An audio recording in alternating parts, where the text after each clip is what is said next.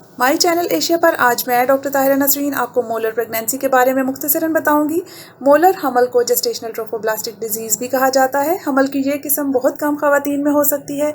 इसकी शरह तकरीबन हर 400 से 700 हमल में एक बताई जाती है, लेकिन इसके बारे में जानने से मोलर हमल से मुतासरा खवातीन पेचीदगियों से बच सकती हैं।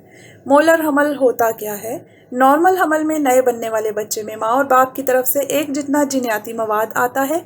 मसलन 46 क्रोमोसोम्स में से 23 माँ और 23 बाप की तरफ से आते हैं, जबकि मोलर हमल में ऐसा नहीं होता। मोलर हमल की दो अक़साम होती हैं, पहली कंप्लीट मोल और दूसरी पार्शियल मोल कहलाती है।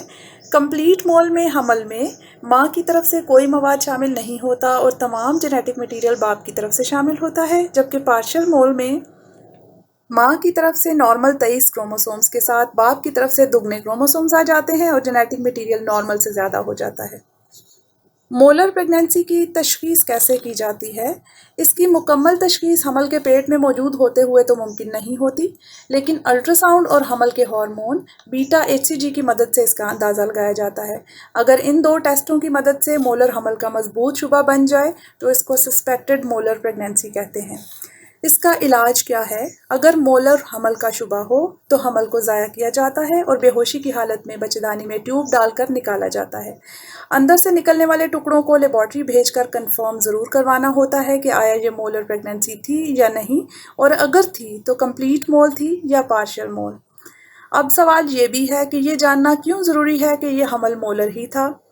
ऐसा इसलिए होता है कि अगर हमल मोलर हो तो इस सूरत में हमल के कुछ खुलिये खून में शामिल होकर या बच्चेदानी की दीवारों में घुसकर एक ख़तरनाक किस्म की बीमारी पैदा कर सकते हैं, जबकि अगर वक्त पर पता चल जाए तो कुछ टेस्ट करवा कर ये मालूम किया जा सकता है कि किन ख़वातीन को मज़ीद इलाज की ज़रूरत है।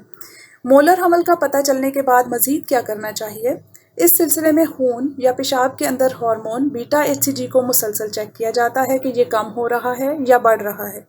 अगर ये कम हो रहा हो और ख़त्म हो जाए तो फिर ख़तरनाक बीमारी के होने के चांस ना होने के बराबर होते हैं।